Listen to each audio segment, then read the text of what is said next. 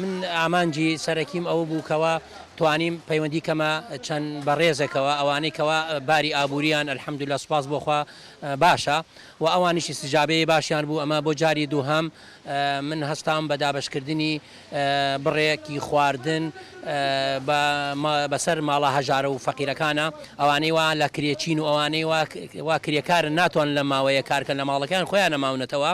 بە گوێرەی توانیمانە هاوکاریان بکەین و ئێمەش لەبەر ئەوە کە هاوکاری تیمە تەندروستیەکان و ئەوانەی کە قایمقامێت و پۆلیس و ئەوانەی کە هاوکاریان بین بۆ ئەوی کەوا ئەم دۆخەنا لەبارەی کەوا هەرێمی کوردستان تێکەوتەوە ئینشاءالله بە سەرکەوتووی بە هاوکاری هەموو لایەک ئەم دۆخە تێدەپەڕێنی. بەڵێ ئێمە کاتی شەڕی داعشیش تێتە یادمان و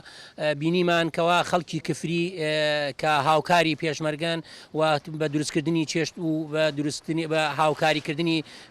پێشمەرگا لە کاتی کە شەڕی داعشە و ئەمەیشە ئینشاءالله هەریش ئەیش دۆخێکە و چۆن شەڕی داعشمان بەسەرکەوتووی